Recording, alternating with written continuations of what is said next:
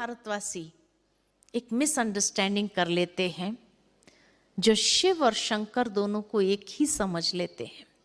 जहां दोनों का नाम भी अलग है, शिव और शंकर, जहां दोनों की आकृति ही अलग है, आइडेंटिटी अलग है।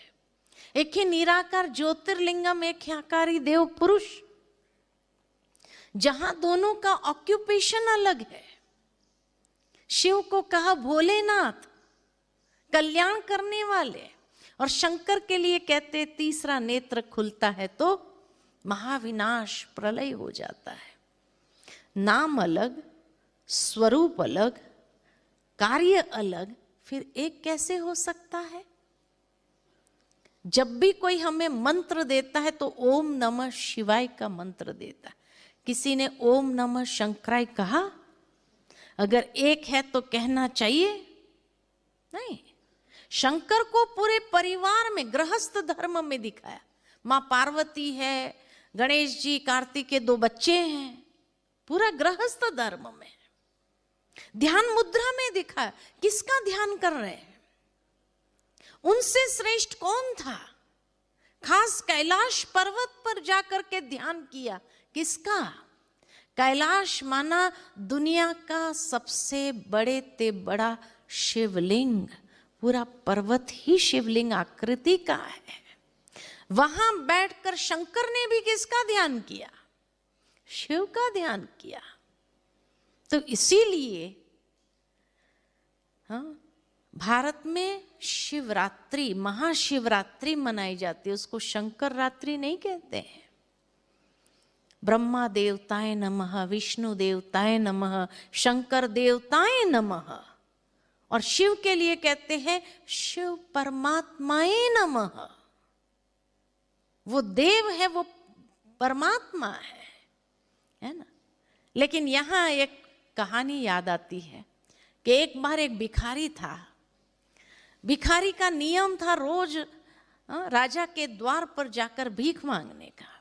राजा का भी नियम था, मेरे द्वार पर जो आया खाली हाथ नहीं जाएगा, कुछ न कुछ देना जरूर है। कुछ न कुछ देते थे। एक दिन भिखारी के मन में विचार आया कि ये राजा कहाँ से लाता है, उस सोर्स को अगर मैं भी जान लूं तो मुझे भीख मांगनी ना पड़े। तो उसने सोचा जरूर सुबह सुबह प्राप्त करते होंगे, फिर सारा दिन लोगों को देते होंगे। तो सुबह 6 बजे में पहुंच गया। द्वारपाल को जाकर पूछा, द्वारपाल तुम मुझे ये बात बताओ कि राजा इस वक्त कहाँ होंगे और क्या करते होंगे? तो कहा राजा वो तो मंदिर में बैठे पूजा कर रहे हैं। उसने सोचा जरूर वहां कोई स्रोत होगा, आज तो मुझे देखना ही है कहां से निकालते। पहुंच गया मंदिर में, पीछे जाके बैठ गया।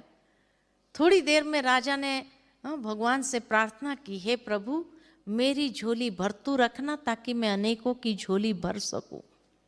जैसे ही भिखारी ने ये सुना, उठ के बाहर आ गया। द्वारपाल ने कहा बड़ा जल्दी बाहर आ गया, क्या बात है? कहा अरे आज पता चला ये राजा भी भिखारी है।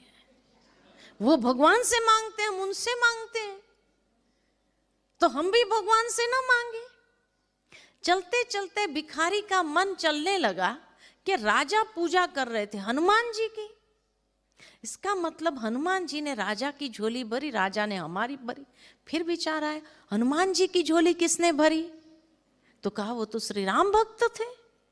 फिर विचार आया श्री राम की झोली किसने भरी? तो कहा उन्होंने तो महादेव को याद किया था। तो भिखारी सोच में पड़ गया कि इसका मतलब महादेव के बहुत सारे भक्त, उसमें से एक हिस्सा श्री राम को मिला होगा। श्री राम के भी इतने सारे भक्त, उसमें से एक हिस्सा हनुमान जी को मिला होगा। हनुमान जी के भी इतने सारे भक्त, उसमें से एक हिस्सा राजा को मिला होगा।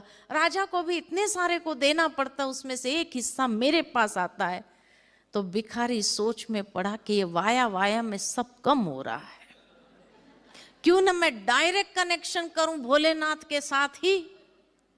कहीं हमारा हाल भी यही तो नहीं है? हाँ, तो आज के बाद क्या करेंगे?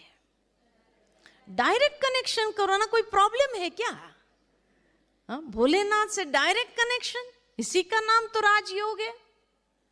डायरेक्ट कनेक्शन करो, वाया वाया में नहीं जाओ, नहीं तो बहुत कम मिलेगा। पूर्ण प्राप्ति करनी है तो डायरेक्ट करो।